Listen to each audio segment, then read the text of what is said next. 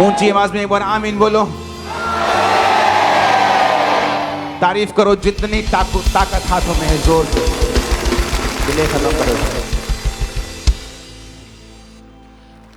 मेरा बिलीव है, सबसे पहले हाथों को उठाओ, ऑस्ट्रेलिया क्रूसेड्स के लिए तारीफ करो जोर से, जोर से, जोर से, जोर से।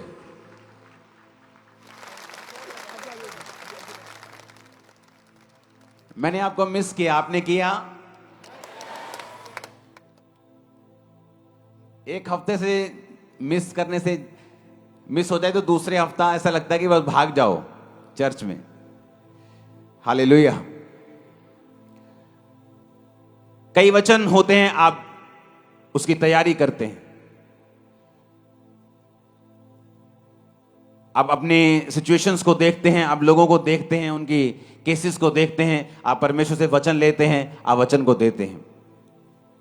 कई बार कुछ वचन ऐसे होते हैं जो आपको इमीडिएटली परमेश्वर का आत्मा कहता है कि ये वचन को अभी आपको लोगों को देना है।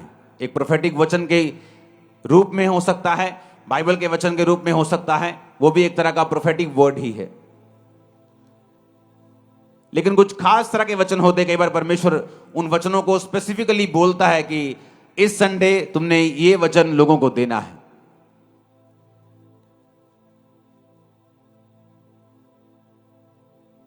और जब पिछले कुछ सालों में जब मैं मैसेजेस सुनता हूं और लोगों को बोलते हुए देखता हूं कि मैं आपके वचन से मैंने इस तरह से बरकत पाई है, पूरी दुनिया में जब मैं घूमता हूं तो लोगों से मिलने का मौका मिलता है तो वो बताते हैं कि किस तरह से वचन ने मेरी लाइफ और मेरी सेवकाई, मेरे परिवार को बदला है।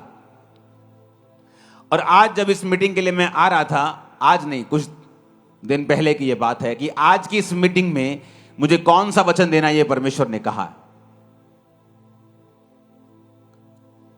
बहुत से लोग परमेश्वर ने कहा विश्वासी हैं और मेरे साथ अच्छी तरह से चल रहे हैं, लेकिन उनकी जिंदगी में वो विक्ट्री, वो जीत नहीं है, वो शैतान के ऊपर फतेह नहीं है। और उसका कारण परमेश्वर ने मुझे बताया। उसके दो कारण हैं। आज हम दोनों कारणों के ऊपर डिस्कस करेंगे। और आपको ये मालूम होना चाहिए, आज मार्च का महीना स्टार्ट हो चुका है, कुछ ही 2 हफ्तों में ईस्टर का महीना है और आत्मिक गर्मी बढ़ेगी। जिस तरह शारीरिक गर्मी बढ़ रही है, तो आपको इन दिनों में फास्टिंग के साथ, रोजों के साथ तैयार रहना है। आपको ये वेट नहीं करने कि मैं रोजे रखूं तो आप रोजे रखें। मैंने इस साल की शुरुआत में एक्स्ट्रा रोजे रख के ये साल की शुरुआत की थी जनवरी मंथ में, लेकिन मैंने आपको वो रखने के लिए नहीं बोला, क्योंकि मैं ट्रेडिशनल रोजों के ऊपर बिलीव नहीं करता हूं। मैं बिलीव करता हूं जब पवित्र आत्मा आपको किसी खास मकसद के लिए अगुवाई करता है तब तक आप वो रोजे रखते हैं। नहीं तो आप हफ्ते में जो 2 रोजे, 1 रोजे, 2 रोजे आपको रखने चाहिए। एक क्रिश्चियन होने के नाते अपनी स्पिरिचुअल एक्सरसाइज को, अथॉरिटी को, जो परमेश्वर ने आपको अधिकार दिए उन्हें यूज करने के लिए, परमेश्वर के साथ जुड़े रहने के लिए, वो 2 रोजे कम से कम मेरा ये मानना है कि आपकी लाइफ में होने चाहिए।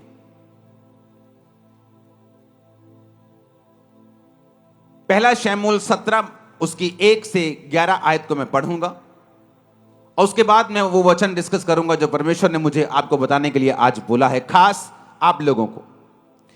अब पलिश्तियों ने युद्ध के लिए अपनी सेनाओं को इकट्ठा किया और यहूदा देश के सोको में एक साथ होकर सोको और अजेका के बीच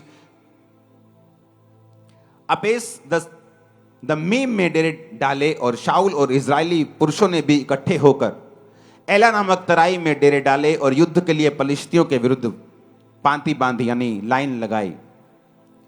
पलिश्ती तो एक और पहाड़ पर और इजरायली दूसरी ओर पहाड़ पर खड़े रहे और दोनों के बीच एक तराई थी। तब पलिश्तियों की छावनी में से गोलियत नामक एक वीर निकला जो गत नगर का था। उसकी लंबाई 6 हाथ 1 बित्ता थी।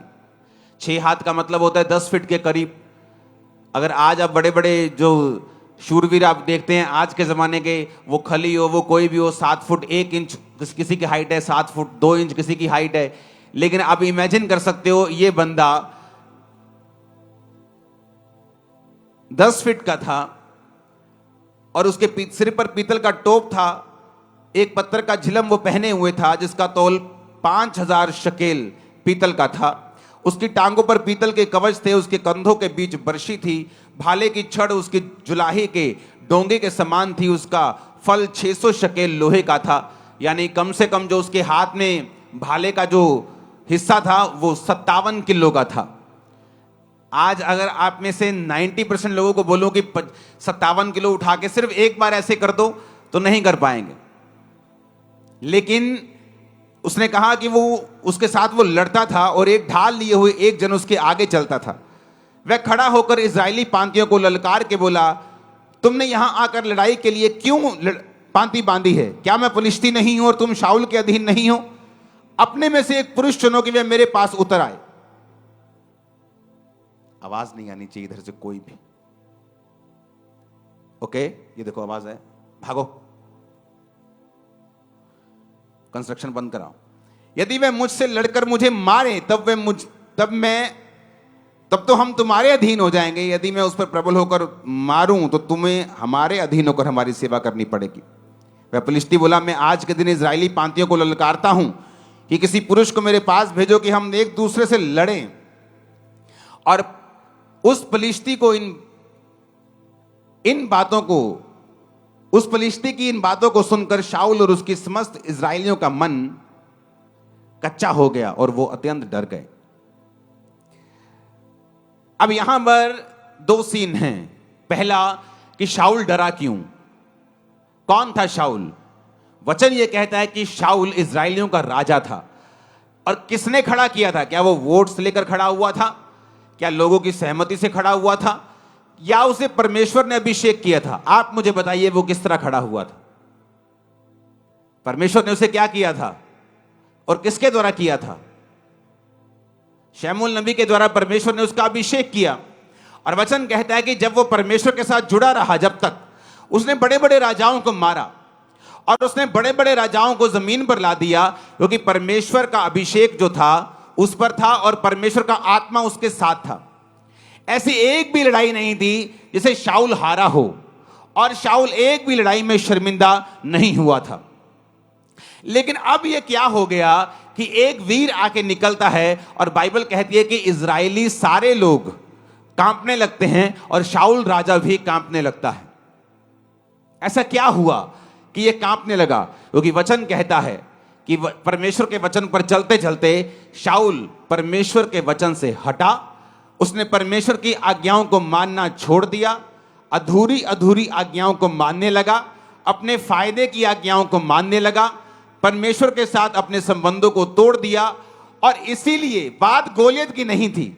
बात यह नहीं थी कि एक 10 फुट का बंदा 50-60 किलो की जुलाहे की डोंगी भाला बर्छा लेके उसके सामने खड़ा है और बड़ा लंबा और चौड़ा है और सैकड़ों किलो का है। बात यह नहीं थी।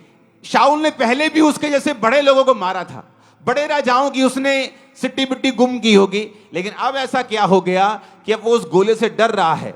बात यह है, जब एक इंसान परमेश्वर से हट जाता है, जब एक इंसान परमेश्वर की आज्ञाओं में बना नहीं रहता है, वो पाप करता है, मूर्ति पूजा करे या वो व्यभिचारों में जाए, किसी पाप में जाए, परमेश्वर से हट जाए, प्रार्थना खत्म कर दे अपनी लाइफ की, तो वचन ये कहता है कि जो अथॉरिटी होती है, एक अथॉरिटी होती है शरीर की। आपको किसी गांव का सरपंच बना दिया, आपके पास अथॉरिटी है, आप उस अधिकार से काम कर सकते हैं। लेकिन वचन कहता है कि हमारा जो राज्य है वो तो आत्मिक है। एक अथॉरिटी होती है आत्मिक। जब एक व्यक्ति परमेश्वर के वचन पे चलता रहता है तो वो क्या नोटिस करता है कि उसकी जिंदगी में एक अजीब सी दलेरी है जो उसके अंदर रहती है। वो किसी मनुष्य से नहीं डरता, वो किसी चीज से नहीं डर लगता उसको। ये बात नहीं कि बिल्कुल डर लगता ही नहीं, वो फियरलेस है। बाइबल कहती है दाऊद भी डरता था। और वचन कहता है, जब आप भजन संहिता 46 पढ़ते हैं, उसने कहा मैं नहीं डरूंगा क्योंकि यहोवा मेरे संग है। डर उसके मन में था, लेकिन वचन कहता है कि वो अंगीकार ये करता था कि मैं नहीं डरूंगा क्योंकि यहोवा मेरे संग है। अब आपको ये बात पहले समझने की जरूरत है जिस टॉपिक पे हम हैं। अब शाऊल जो था, वचन ये कहता है कि उसकी आत्मिक अथॉरिटी को वो पाप और अनाज्ञाकारिता के कारण खत्म कर चुका था। कई बार क्या होता है, आप परमेश्वर के साथ आप रिश्ते में होते हैं, आप प्रभु के साथ मेल मिलाप में होते हैं, हाँ, आप रोज प्रार्थना करते हैं, आप पाप से दूर रहते हैं, आप सब तरह से परमेश्वर को प्रसन्न करने की कोशिश करते हैं। इसका मतलब ये नहीं कि आप 100% प्रभु यीशु को जैसे चलने लग जाते हैं, लेकिन आपकी इंटेंशन यही होती हैं कि मुझे कोई ऐसा पाप नहीं जानबूझ के करना, मुझे प्रेयर में रहना है, मुझे वचन पढ़ना है, मुझे रोजों में रहना है। और इस तरह से जब आप परमेश्वर में चलते हैं, एक अजीब सी स्पिरिचुअल अथॉरिटी आपके साथ रहती है। जब दो व्यक्ति दोनों चर्च में आते हैं, एक आत्मिक अधिकारों के नीचे है, वो परमेश्वर में चलता है, वो प्रार्थना करता है, वो प्रभु के साथ अच्छे संबंध हैं। ये नहीं, फॉरेन के लोग मैंने देखे हैं, अच्छा संडे डबल दिहाड़ी मिल रही, संडे ज्यादा डॉलर मिलते काम करने के, तो संडे काम करते, कहते वचन हम कोई बात नहीं आके ऑनलाइन सुन लेंगे। वो पैसा नहीं इकट्ठा कर रहे, वो श्राप इकट्ठा कर रहे हैं कि संडे डबल दिहाड़ी मिलती है, संडे टैक्सी का काम अच्छा चलता है, तो संडे प्रभु को छोड़ दो, कोई बात नहीं ऑनलाइन सुन लेंगे परमेश्वर क्या कहते हैं। सिर्फ ऑनलाइन सुनने से सब कुछ नहीं होगा। कई बार आप जब परमेश्वर की हुजूरी में आते हैं, आपको प्रैक्टिकली परमेश्वर वो ग्रेस देता है, अनुग्रह देता है, जिससे आप अपने जीवन की मुश्किलों से और अपने जीवन के प्रॉब्लम से और उन फाइट से बाहर आ सकें जो आपको घेरे हुए हैं। और वो ऑनलाइन रह के नहीं आती। ऑनलाइन है, कभी साल में एक मीटिंग, मुझे कहीं बहुत इमरजेंसी जाना पड़ रहा है तो मैं ऑनलाइन देख रहा हूं। उन लोगों के लिए ऑनलाइन है, फौजियों के लिए ऑनलाइन है, जिनको मालूम है कि हम अपना चौकी छोड़ के कहीं जा नहीं सकते, उन लोगों के लिए है। बाइबल कहती है जब आप अधिकारों से भरे होते हैं, फर्क कहां लगता है? एक व्यक्ति जो अधिकारों से भरा हुआ है और सही तरह से प्रभु में चलता है, दूसरा भी चर्च आता है, कभी कभी प्रेयर कर लेता है, कभी कभी पाप कर लेता है, कभी कभी शराब पी लेता है, कभी कभी कुछ कर लेता है। दोनों चर्च आ रहे हैं, दोनों में कोई फर्क नहीं।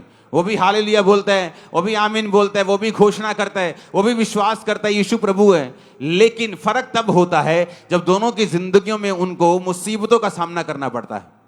जब दोनों की लाइफ में कोई बीमारी आती है, या कोई ट्रबल आता है, या कोई मुश्किल आती, जो अधिकारों से भरा हुआ होता है, और जब वो अपने अधिकारों से मालूम होता है कि नहीं मैं इस चीज के लिए नहीं बना हूं, और वो अधिकारों से उन चीजों को डांटना शुरू करता है और वो चीजें गायब होती हैं। जब दूसरा सेम अधिकारों के साथ, सेम वर्ड्स के साथ प्रार्थना करना शुरू करता है, उसे अंदर से मालूम होता है कि मेरी प्रेयर का असर जो है वो नहीं है, मेरी प्रेयर में पावर जो है वो नहीं है, और वो प्रेयर शैतान के ऊपर इफेक्ट नहीं कर रही, और वो प्रॉब्लम के ऊपर, वो बीमारी के ऊपर जाके उसको खत्म नहीं कर रही। वो सिर्फ वर्ड्स हैं जो मैं बोल रहा हूं। कितनों को मेरी बात समझ आ रही है? जीसस क्राइस्ट, बाइबल कहती है कि एक जगह यीशु मसीह ने वचन सुनाया और यीशु मसीह ने चेलों को कहा कि अब तुम ऐसा करो, तुम चले जाओ, और चेलों को भेज दिया जबरदस्ती लिखा है बाइबल, लोगों को भेज दिया, चेलों को भेज दिया। यीशु मसीह अकेले पहाड़ पर प्रार्थना करने के लिए चले गए। जब नीचे आए तो परमेश्वर ने क्या देखा कि परमेश्वर को नाव के उस नदी के उस पार जाना था और नाव कोई नहीं थी, और बाइबल कहती परमेश्वर पानी पे चले गए चलते हुए। ये क्या था? ये एक स्पिरिचुअल एक्सरसाइज, अथॉरिटी थी जो परमेश्वर ने उसको एक्सरसाइज किया। परमेश्वर जानते थे कोई भी चीज मुझे परमेश्वर के काम करने से रोक नहीं सकती। अगर नाव नहीं है तो मैं नाव का इंतजार नहीं करूंगा, अगर मुझे जाना है प्रीच करने के लिए तो मैं पैदल चल के जाऊंगा। ये क्या था? ये अधिकार था। कैसे आया? परमेश्वर यहोवा के साथ लगातार उसको प्रेम करके, उसके साथ चल के। ये एक दिन का जादू टोना या टोटका नहीं था कि परमेश्वर ने वचन बोले होंगे कि परमेश्वर में मैं सब कुछ कर सकता हूं और वो पानी में चलना शुरू कर दिया होगा। ऐसा नहीं है। कितने इन बातों को समझ रहे हैं? वो अधिकार कैसे आपकी लाइफ के अंदर आते हैं? वो अधिकार तब आते हैं जब आप परमेश्वर के साथ चल लेते हैं। अब मैं वही बात कर रहा हूं। जब दाऊद ने इसको देखा, पहला शमूएल 17 उसकी 22 से 27 में लिखा है कि दाऊद वहां पहुंचा। कैसे पहुंचा? सबसे छोटा था, यिशै का बेटा। यिशै के 3 बड़े बेटे दाऊद उसकी शाऊल की सेना में थे, तो शाऊल की सेना में काम कर रहे थे। तो दाऊद के बाप ने कहा बेटा कुछ सामान ले जा खाने पीने के लिए। तो वो अपनी भेड़ बकरियों को छोड़कर सामग्री लेके, बाइबल कहती है उनको मिलने के लिए चला। और जब वहां पहुंचा तो वहां पे जो गोलियत था वो ललकार रहा था फिर से, और अपने देवताओं का नाम ले लेकर श्रापित कर रहा था। अरे तुम ईसाइयों हो, तुम किसी काम के नहीं हो, और डरपोको, गालियां निकाल रहा था उनको। और जब दाऊद ने देखा तो बाइबल कहती दाऊद अपनी सामग्री सामान के रखवाले के हाथ में छोड़कर रणभूमि को दौड़ा और अपने भाइयों के पास जाकर उसका कुशल क्षेम पूछा। वह उनसे बातें कर ही रहा था, फिलिस्तियों की पांतियों में से वो वीर यानी गोलियत फिर से चढ़ आया और पहले के समान बातें करने लगा और दाऊद ने उन्हें सुना। उस पुरुष को देखकर सब इजरायली अत्यंत भय खाकर उसके सामने से भागे। फिर इजरायली पुरुष कहने लगे, क्या तुमने उस पुरुष को देखा है जो चढ़ा आ रहा है? निश्चय वह इजरायलियों को ललकारने को चढ़ा आता है, और जो कोई उसे मारेगा राजा उसे धन देगा, अपनी बेटी का विवाह उससे कर देगा, उसके घराने को इजराइल में कर रहित यानी स्वतंत्र मतलब कि टैक्स फ्री कर देगा। उसे कोई इनकम टैक्स नहीं देना है, कोई सेल टैक्स नहीं देना है। दाऊद कहता है ये तो बड़ी जबरदस्त बात है।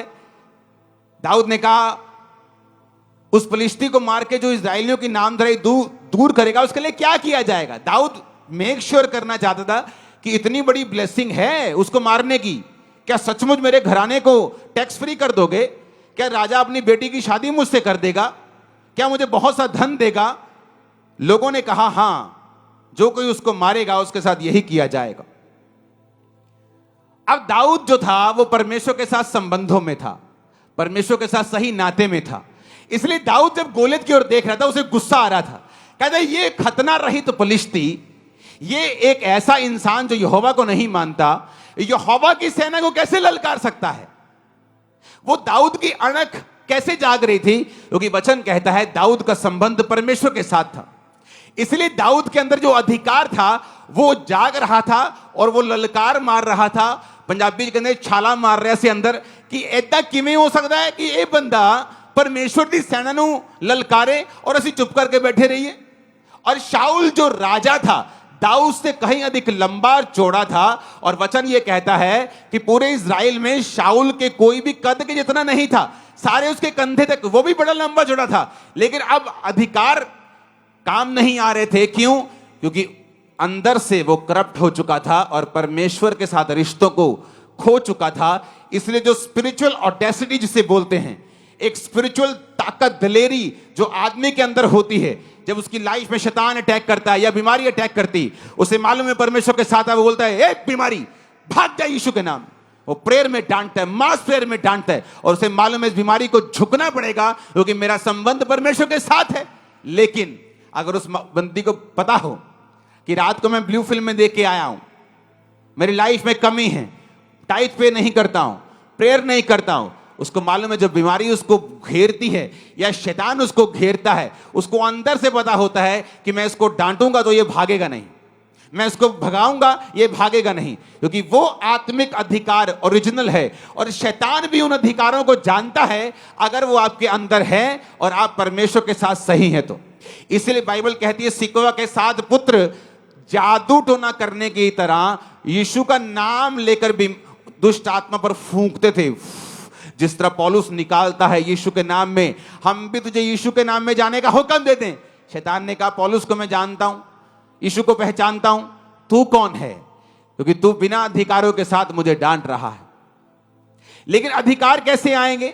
अधिकार आएंगे जब हमारा रिलेशन परमेश्वर के साथ होगा। हम प्रभु के साथ रोज के तरह रोज चलेंगे। अपना क्रूस जो रोज उठाकर मेरे पीछे चलेगा वो मेरे योग्य होगा। परमेश्वर ने कहा। होता क्या है? आपको महसूस नहीं होता। आप अच्छी डाइट खाना शुरू कर दो, आपको एकदम से महसूस नहीं होगा। आप एक अच्छे देश में चले जाओ जहां का पोल्यूशन बहुत कम हो, एकदम से आपको फील नहीं होगा। लेकिन जैसे जैसे आप समय बिताते जाएंगे आपको महसूस होना शुरू हो जाएगा। आपके बाल अच्छे हो रहे हैं, आपकी स्किन अच्छी हो रही है, आपकी बॉडी अच्छी। आपको बाद में मालूम होगा कि ये पोल्यूशन फ्री देश है, यहाँ पोल्यूशन कम है और आपकी बॉडी अच्छा रिस्पॉन्स कर रही है। धीरे धीरे आपको मालूम होना शुरू होता है, एकदम से नहीं। आत्मिक अधिकार भी उसी तरह से है।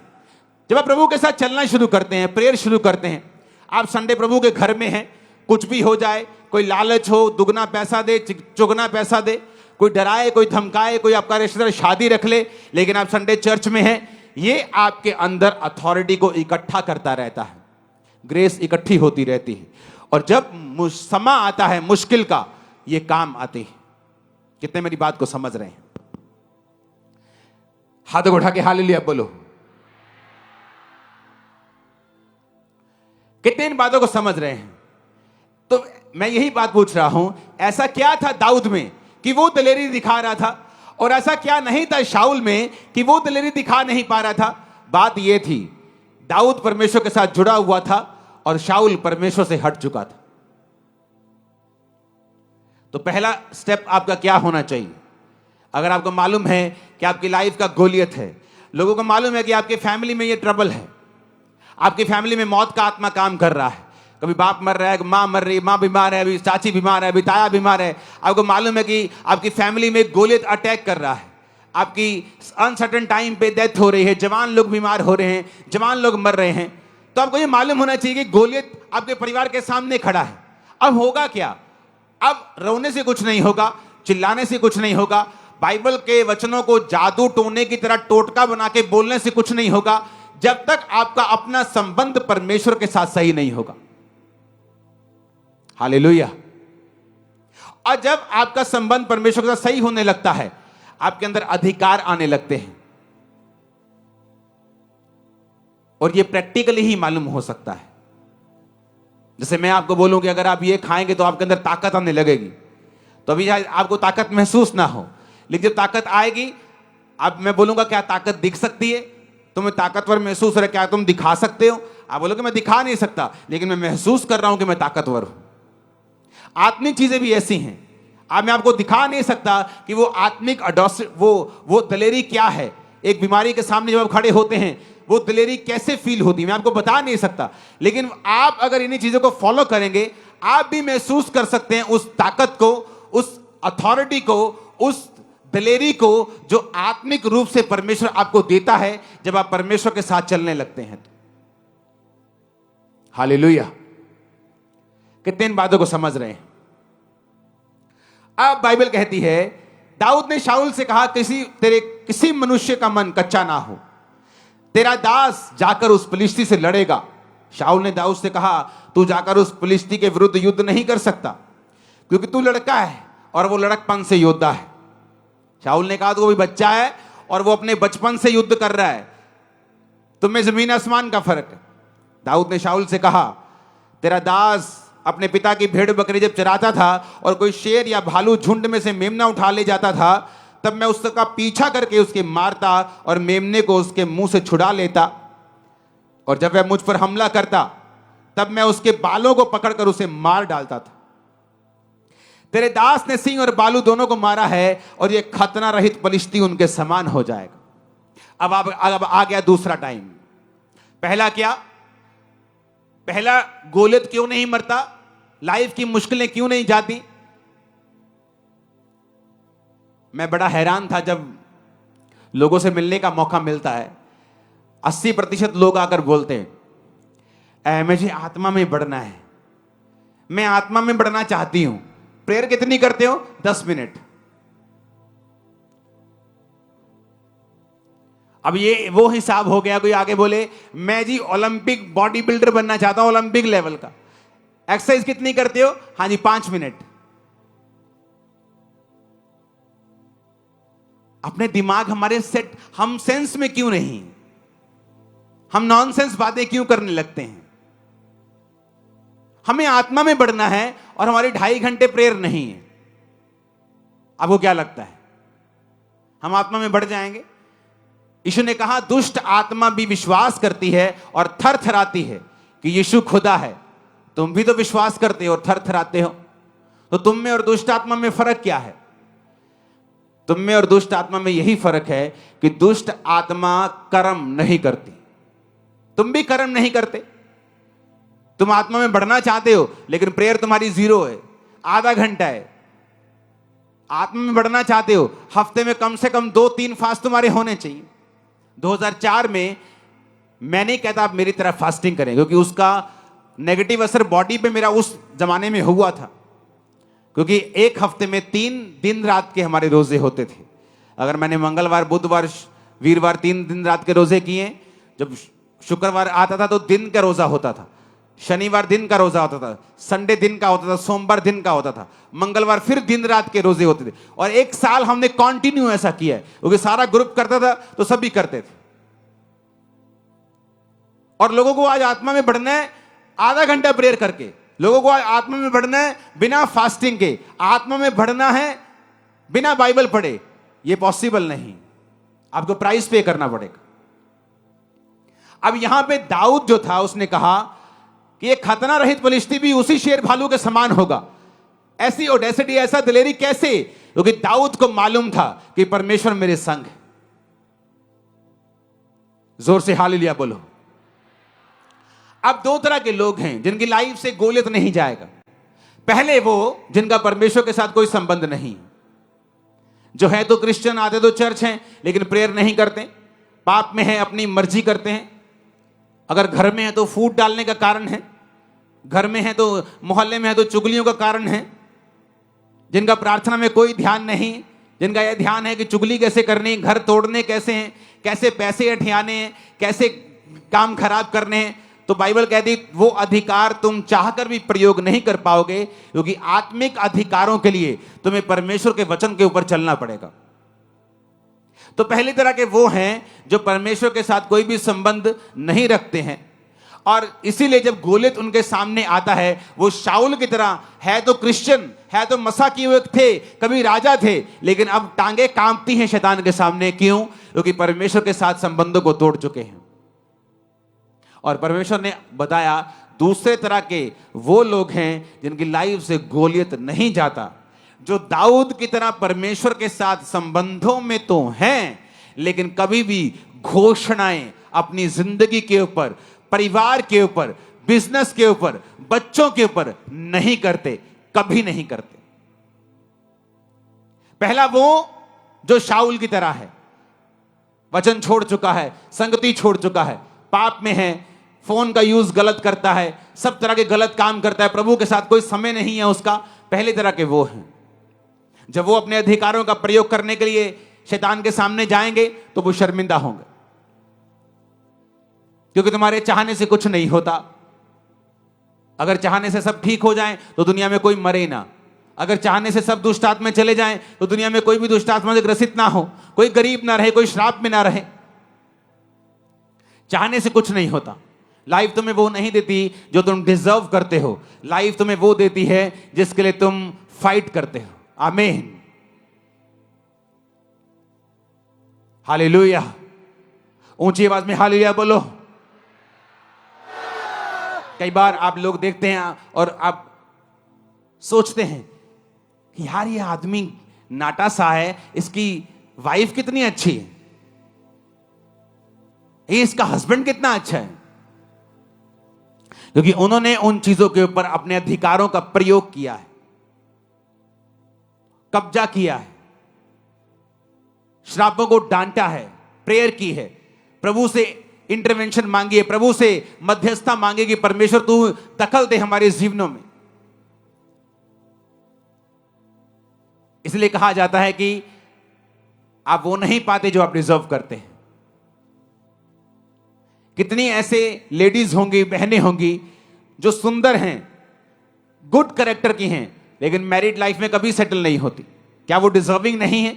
उनसे कम पढ़ी लिखी, कम सुंदर, अच्छे हस्बैंड को पाके बैठी, क्योंकि लाइफ आपको वो नहीं देती जो आप डिजर्व करते हैं। लाइफ आपको वो देती है जिसके लिए आप लड़ते हैं, फाइट करते हैं।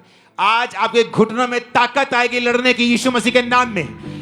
मैंने कहा आपके गलों में ताकत आएगी आत्मिक यीशु के नाम में। आमीन ऊंचा चाहिए। तो पहली तरह के लोग आपको समझ आ गए, क्योंकि अगले 4 हफ्तों तक हम डिक्लेरेशन करेंगे, लेकिन उससे पहले मैं ये चाहता हूं कि हम सेटल हो जाएं आत्मा में, हम चीजों को समझ जाएं, क्योंकि अगले 4 हफ्ते जब डिक्लेरेशन के साथ प्रार्थनाएं होंगी, मैं आपको बता रहा हूं, मैंने हेवन को आपकी लाइफ के ऊपर ओपन होते हुए, शैतान के गढ़ों को टूटते हुए, गोलियत को आपके पांव पर गिरते हुए, बड़े बड़े गोलियत को गिरते हुए, आपकी लाइफ में सब रुके कामों को निकलते हुए मैंने देखा है। मैंने सब मौत की आत्माओं को आपके कदमों में झुकते हुए देखा है, एक्सीडेंट को कैंसिल होते हुए देखा है, डाइवोर्स को कैंसिल होते हुए देखा है, बीमारियों को निकलते हुए देखा है। आमीन। मेरे को खड़कने वाला चाहिए शैतान के खाना। हालेलुया। लेकिन इससे पहले कि हम डिक्लेरेशन करें, मैं नहीं चाहता कि हम में ऐसे लोग हों जो वचन को ना समझने वाले हों, और वो डिक्लेरेशन को एक जादू और एक टोने और एक टोटके की तरह करें कि वचन में ऐसा लिखा है, बोलने से ऐसा हो जाता है, हम भी बोलेंगे। लेकिन वो दूसरा स्टेप है। पहला स्टेप है परमेश्वर के साथ मेल मिलाप करना, तौबा करना, यानी पानी का बपतिस्मा लेना, अपने पापों और गुनाहों को छोड़ना, एक ही परमेश्वर यानी प्रभु यीशु मसीह की अधीनगी में आना, उसी को अपना उद्धार करता मानते हुए उसी को मानना, अपना सिर उसके सामने झुकाना, और उसके बाद उसके वचनों को पढ़ना और उसके वचनों पर चलना, और उसके बाद फिर आता है डिक्लेरेशंस, घोषणाएं। दाऊद ने क्या किया? आपको क्या लगता है? दाऊद ने पहली घोषणा की जब वो शाऊल के सामने था। उसने कहा, शाऊल, जब मैं ऐसा ऐसा पिता की भेड़ बकरी को चराता था तो मैं शेर भालू को मार देता था, बालों से पकड़ के मार देता था। दाऊद ने कहा, वो यहोवा जिसने मुझे सिंह भालू दोनों के पंजों से बचाया है, वो फिलिस्ती के हाथ से भी बचाएगा। तो दाऊद ने पहली घोषणा की शाऊल के सामने। मैं भी ऐसी घोषणाएं मुझे याद किया करता था, कई बार लोगों के सामने, अपने परिवार के सामने, कई बार विरोधियों के सामने, कई बार अपने जो रिश्तेदार मुझे कोसते थे, त्यागते थे मुझे, तो धर्म में अपने वापिस आएगा, पछताएगा, उनके सामने मैं घोषणाओं को करता था। घोषणाओं में ताकत है। कई बार तुम्हारी चाचे की लड़की आके तुम्हें पूरी तरह से मिट्टी में मिला देती है। तू ईसाई, ले तेरा कख नहीं बनना, तू एक दिन वापस आना, और तुम चुप रहती हो। ये चुप रहना नहीं है, तुम श्राप ले रही हो अपने ऊपर और अपने बंधनों को खुद स्वीकार कर रही हो। कहां चुप रहना है? जब तुम्हारा मां बाप तुम्हें डांट रहा हो, तुम्हें चुप रहना है। लेकिन जब कोई और हो और तुम्हारे विश्वास को चोट पहुंचा रहा है, तुम्हारे ऊपर गलत घोषणाएं कर रहा है, नेगेटिविटी बोल रहा है, तब तुम्हें घोषणा करनी होती है। परमेश्वर ने मुझे बताया, जो पहला स्टेप मैंने बताया ना, वो तो जस्ट एक स्टार्टिंग था। आपके लिए कौन सा स्टेप है परमेश्वर ने बताया, आपको मालूम? 10% लोगों के लिए है जो मैंने पहला स्टेप बताया, 90% लोगों के लिए जो अब बता रहा हूं। परमेश्वर ने कहा, मेरे लोग मेरे साथ अच्छे संबंधों के बावजूद भी गोलियत के नीचे रहते हैं, क्योंकि वो घोषणाएं नहीं करते अपने लिए। यहां दाऊद की जिंदगी देखो, उसने एक घोषणा की शाऊल के सामने। शाऊल कहता, बेटा तू अभी छोटा है, और वो जब वो छोटा था तभी से लड़ता है। यानी अगर वो 40 साल का है, वो 26 साल का एक्सपीरियंस है बेटा, तेरी उम्र अभी 15, 20, 16 साल है, 18 साल है, तू नहीं लड़ सकता। उसने कहा, जब मैं अपने बाप के भेड़ बकरे को चराता था ना, तो कोई शेर भालू आता था तो मैं उसको केसों से पकड़ के मार देता था। तो जो परमेश्वर मुझे शेर भालू के हाथ से बचाता था, वो इसके हाथ से भी बचाएगा। घोषणा, घोषणा। मैं घोषणा करता हूं तुम कभी फेल नहीं होगे। मैं घोषणा करता हूं इसी साल तुम्हारी शादी होगी। मैं घोषणा करता हूं तुम फाइनेंशियली ब्लेस्ड होगे। मैं घोषणा करता हूं तुम डर की आत्मा के नीचे नहीं जियोगे। आमीन ऊंचे वाला चाहिए। आप मेरी बात समझ रहे कि नहीं? घोषणा क्या तुम करती हो? क्या तुम करते हो? एक शराबी, पूरा शराबी, टुल्ल वाला शराबी, शराब पीता था, नाली में गिरता था, रोज नाली में गिरता था, रोज घर लेके आते थे। मां क्रिश्चियन थी, कभी कर्ज नहीं किया, बोलती थी मेरा बेटा एक दिन सेवक बनेगा। वो सेवक बना, बड़ा हो गया। घोषणा, घोषणा, घोषणा। तुम्हारा बच्चा शरारती हो, कभी मत कहो मेरा बच्चा शरारती है, बोलो मेरा बच्चा एक्सीलेंट है। आज जब फ्लाइट में, मैंने स्टूडियो में बताया था कि फ्लाइट में जब जाते हैं, एंड ऑफ द फ्लाइट सारी एयर होस्टेस हमें आके जरूर ये बात बोलती हैं, आपके बच्चों के जैसा कोई बच्चा हमने नहीं देखा है। ये कैसे इतने काम हैं, कैसे हर चीज को बोलते हैं, हैंडल करते हैं, चीजें करते हैं, शोर नहीं, रोते नहीं, चिल्लाते नहीं, खिंचते नहीं। मैंने कहा घोषणाएं। बचपन में जब ये थे, घोषणाएं, घोषणाएं, घोषणा, घोषणा, डिक्लेरेशन, डिक्लेरेशन, डिक्लेरेशन। तुम जैसा बोलोगे, परमेश्वर ने क्या कहा, मैं उन चीजों के नाम जो नहीं ऐसे लेता हूं जैसे कि वो हैं। अब्राहम, तेरा नाम आज से अब्राहम होगा। है प्रभु, मेरे पास तो अपना एक कुत्ते का बच्चा भी नहीं है, तो मेरा नाम तू रख रहा है कि जातियों का पिता होगा। सारे, तेरा नाम सारा होगा। बहुत से राजकुमारों की माता, हे प्रभु वो बख्श दे, ऐसा मेरा नाम मत रख। जैसे आज अगर चर्च में कोई बहुत गरीब भाई बैठा है जो कल को अमीर हो जाएगा, वो कोई प्रॉब्लम नहीं, लेकिन आज बहुत गरीब और घर जाके बोले आज से मेरा नाम धनी चंद है आज से मेरा नाम मुकेश अंबानी है, वो लोग बोलेंगे यार तू क्यों बेइज्जती करवानी है अपनी। घोषणा, घोषणा। परमेश्वर ने कहा मेरे लोग नहीं जीत रहे गोलियत से क्योंकि वो घोषणा नहीं करते। तुम लोग क्या सोचते हो, हाय प्रभु कुछ करेगा, हाय प्रभु इस दर्द नू कड्डेगा, हाय। और प्रभु क्या सोच रहा है कि मैंने तुझे सांपों और बिच्छुओं को रोंदने का अधिकार दिया, तुझे ताकत दी है, तू घोषणा करेगी, तू डिक्लेयर करेगी, तू घोषणा करेगी, मैं तुझे दूंगा। तू घोषणा नहीं करेगी, पावर तेरे पास होगी, लेकिन वो उसी मिट्टी में दब के खत्म हो जाएगा। आप मेरी बात समझ रहे कि नहीं? घोषणाएं। यहां पर पहली घोषणा दाऊद ने की। अब समय आया जब दाऊद ने जब घोषणा की तो शाऊल ने 38 आयत में लिखा, शाऊल ने अपने कपड़े दाऊद को पहनाए, पीतल का टोप सिर पे रखा, झिलम पहनाई। दाऊद ने उसकी तलवार वस्त्र के ऊपर कसी और चलने का यत्न किया और उसने उसे परखा नहीं था। और दाऊद ने शाऊल से कहा इसके पहने हुए मुझसे चला नहीं जाता क्योंकि मैंने इन्हें नहीं परखा है। दाऊद ने उन्हें उतार दिया, उसने अपनी लाठी ली, नाले में से 5 चिकने पत्थर छांटे, चरवाहे की थैली अपने झोले में रखे और अपना गोफन हाथ में लेके पलिश्ती के निकट गया। पलिश्ती चलते चलते दाऊद के निकट पहुंचने लगा और जो जन उसकी और बड़ी ढाल लिए आ रहा था वो उसके आगे आगे चला। पलिश्ती ने जब देखा दाऊद को तो तुच्छ जाना, कहा क्योंकि वो लड़का ही था और उसके मुख पर लाली झलकती थी और वो सुंदर था। पलिश्ती ने दाऊद से कहा क्या मैं कुत्ता हूं, तू लाठी लेकर मेरे पास आता है? पलिश्ती अपने देवताओं का नाम लेकर दाऊद को कोसने लगा। पलिश्ती ने दाऊद से कहा मेरे पास आ, मैं तेरा मांस आकाश के पक्षियों और वन पशुओं को खिला दूंगा। शैतान ने घोषणा की। आप नहीं जानते, आपका एनिमी आप पर घोषणा करता है, आपका दुश्मन आप पर घोषणा करता है और आप चुप रहते हैं।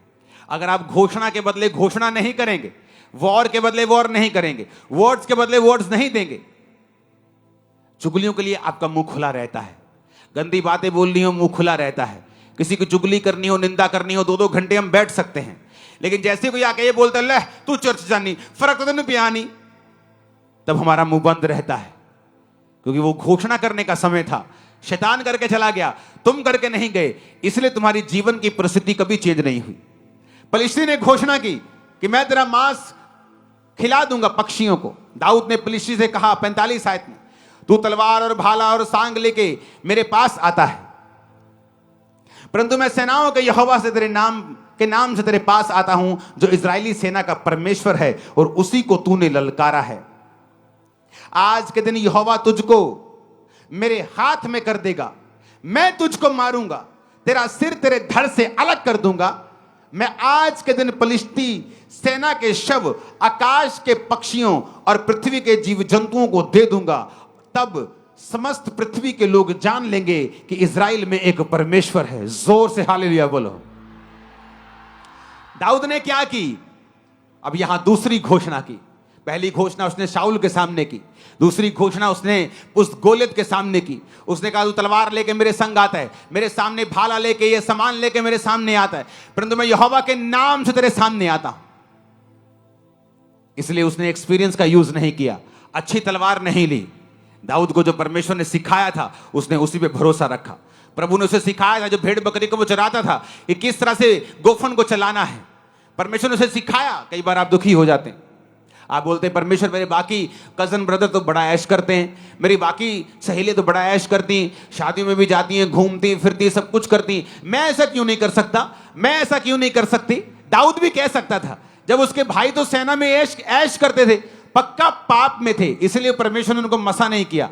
पक्का पाप में थे, दोबारा कंफर्म हो गया जब गोलियत के सामने उनके पांव कांपने लगे। एक व्यक्ति जो आत्मा में भरा होता है, शैतान के सामने उसके पांव नहीं कांपते, शैतान के कांपेंगे और कांपते, जिस तरह आज आपके सामने शैतान के कांप रहे हैं। उनके पक्का पाप उनके सामने आ रहे थे। कोई किसी के पांव नहीं कांपते जो पवित्र आत्मा से भरा हुआ होता है। डर उस पर अटैक कर सकता है, लेकिन उसका हल यह है, वो डिक्लेयर करता है दाऊद ने घोषणाएं की हैं। अगर आप भजन संहिता में पढ़ेंगे, जब डर उस पर अटैक करता था, वो घोषणा करता था, मैं नहीं डरूंगा, यहोवा मेरे संग है, यहोवा मेरा शरण स्थान और बल है, संकट में अति सहज से मिलने वाला सहायक, इस कारण मुझे कोई भय नहीं, चाहे पृथ्वी उलट जाए। घोषणा, घोषणा। जब तुम घोषणा करते हो, तुम्हारी स्पिरिट में कुछ जाता है जो तुम्हें दिखता नहीं। जब तुम घोषणा करते हो, विक्ट्री तुम्हारे अंदर जाती है, बीमारी तुम्हारे अंदर से निकल जाती है, हड्डियों का दर्द चला जाता है, बीमारी श्राप चले जाते, जब तुम घोषणाएं करते हो। लेकिन जब तुम इंतजार करते हो कि प्रभु कुछ करेगा, दाऊद वहां खड़ा होकर प्रभु की ओर नहीं देख रहा था कि प्रभु कुछ करेगा, कि गोलियत को हार्ट अटैक आ जाए, गोलियत अपने आप मर जाए, कुछ हो जाए, गोलियत का दिमाग चेंज हो जाए। हे प्रभु कुछ कर, हे प्रभु दया कर। उसने कहा, तेरा सिर तेरे धड़ से मैं अलग कर दूंगा, इन फलिश्ती सेनाओं के शव मैं आकाश के जंतुओं को दे दूंगा, क्योंकि तूने मुझे नहीं, तूने परमेश्वर को ललकारा है। जो आपके पीछे हैं, आपके पीछे नहीं है।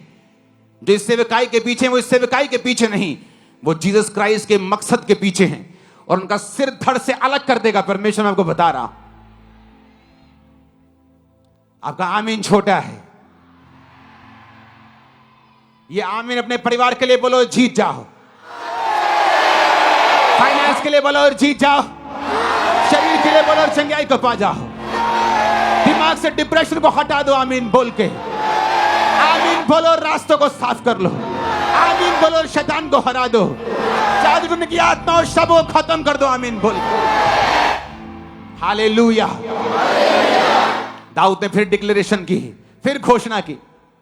2 घोषणाएं करने के बाद वचन कहता है कि जब गोलियत उसके सामने आया, दाऊद उसकी ओर भागा, शैतान से पीछे नहीं हुआ, डर डर के नहीं उसको भाला, उसको वो गोफन मारा। बाइबल कहती उसके सामने फॉरवर्ड गया, बिना डर के उस गोफन को चलाया, उस गोफन में पत्थर रखा, चलाया, उसके माथे पे जाके लगा, गिरा गोलियत। तलवार नहीं थी, गोलियत की ही तलवार पकड़ी, उसका सिर धड़ से अलग किया। जैसे फलिश्तियों ने देखा, ले भाई अपना लीडर तो गया, तो बाइबल कहती सारे भागे। जब सारे भागे तो जो आत्मा में नहीं थे वो भी दलेर हो गए, कहते इतना डी ऐसी की तैसी, वो भी पीछे भागे, सबको मार दिया। और वही वचन पूरा हुआ जो दाऊद के मुंह से निकला था कि फलिश्तियों के शव आकाश के पंछी खाएंगे, और वैसा ही हुआ। ये कमाल था डिक्लेरेशन का, ये कमाल था यहोवा के वचन के ऊपर विश्वास करने का, ये कमाल था परमेश्वर के साथ संबंधों को कायम रखने का। आमीन ऊंचे वाला चाहिए चर्च। हालेलुया।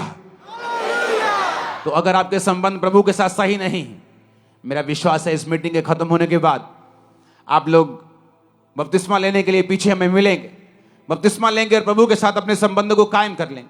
मैंने यहां पर लोगों को आते हुए देखा है चर्च में, और पूछा है उनसे, कब लिया बपतिस्मा? कहते जिस दिन हम चर्च में पहली बार आए थे हमने बपतिस्मा ले लिया था। और जाके चेक करो उनके लोगों की गवाहियों को, चेक करो किस तरह से परमेश्वर ने उन्हें ब्लेस किया है। जब परमेश्वर के साथ उन्हें संबंधों को कायम किया, टाइम वेस्ट नहीं किया। जब मुझे मालूम हुआ था बपतिस्मे का, मसीह में आने के शायद 2-4 हफ्ते बाद ही, तो मैंने अपने पास्टर को बोला मुझे अभी चाहिए। तब लोग देते नहीं थे, तब 20-25 इकट्ठे होते थे तो तब मिलता था, जब 2-4 महीने में। तो मैंने मसीह में आने के 1.5-2 महीने के बाद बपतिस्मा ले लिया था। मुझे वो भी लेट लगता था, मैंने कहा लेट लिया है, मुझे और जल्दी लेना चाहिए था। पहला स्टेप है अपने संबंधों को प्रभु के साथ कायम रखना।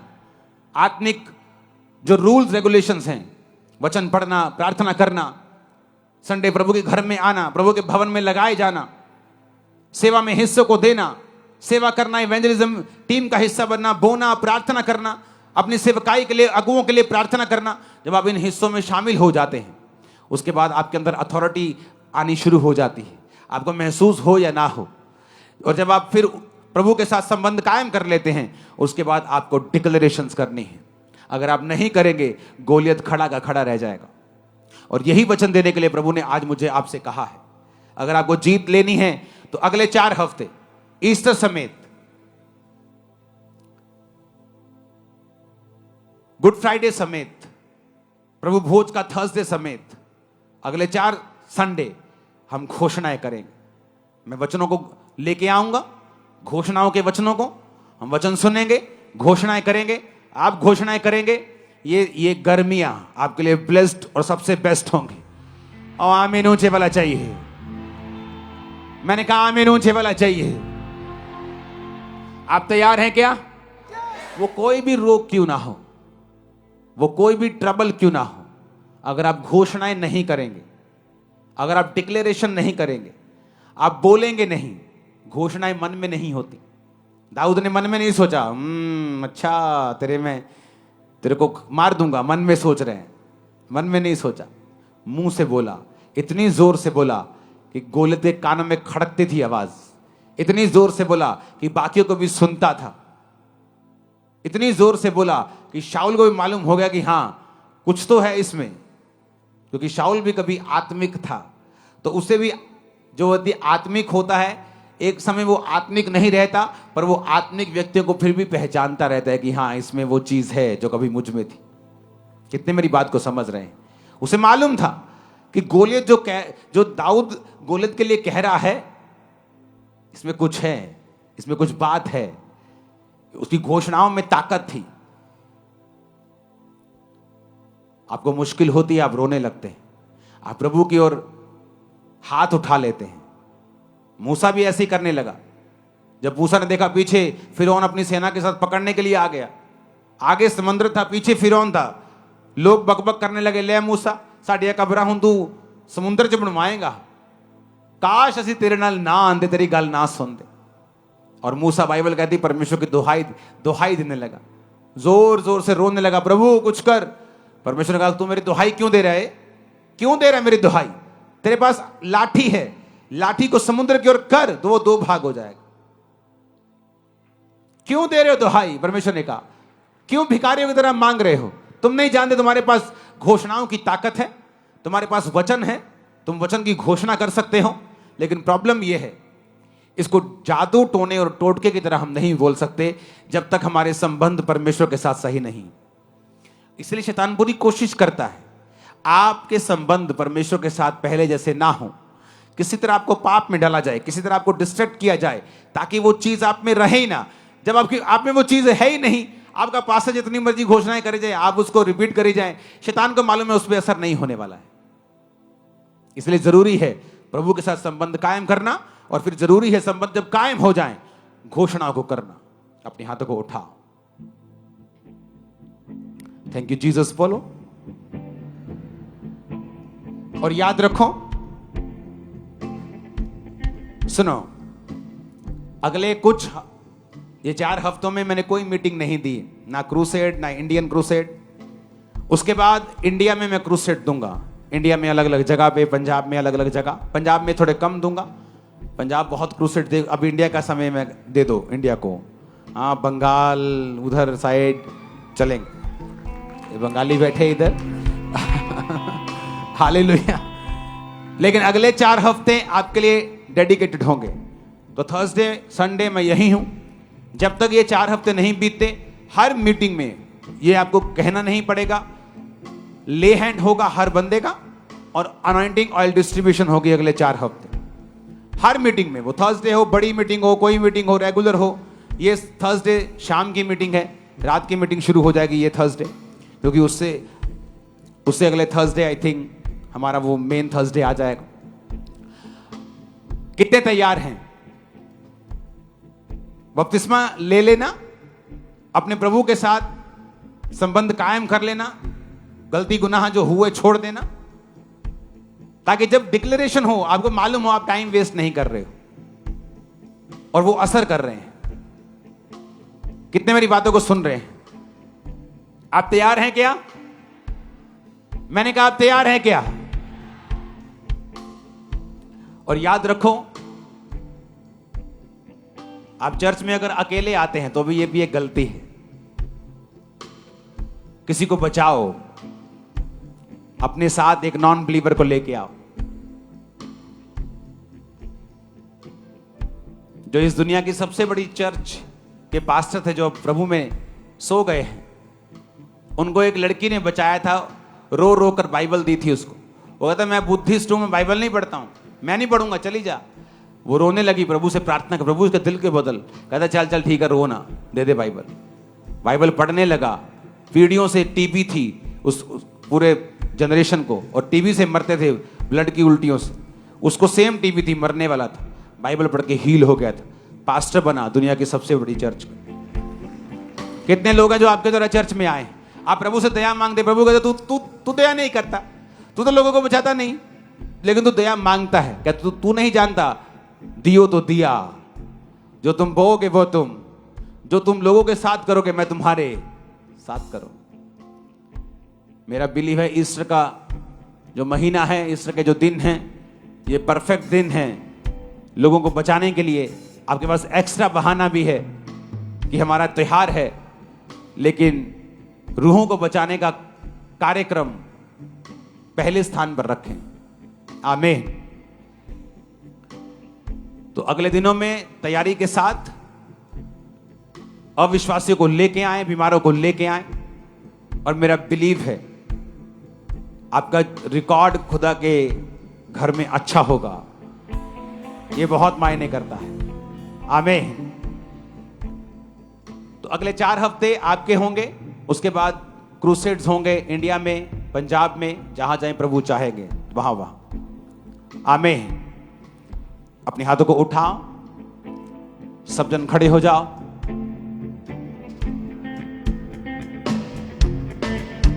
सुनो, इन 4 हफ्तों में मेरी एक विनती है, उसे जरूर मानना। बाइबल ज्यादा पढ़ना। आपके पास घोषणा करने को कुछ नहीं होगा अगर आपको मालूम नहीं होगा बाइबल में लिखा गया है। तो बाइबल ज्यादा पढ़ना और घोषणाएं करना आप सेम नहीं होगा। उठाओ हाथों को,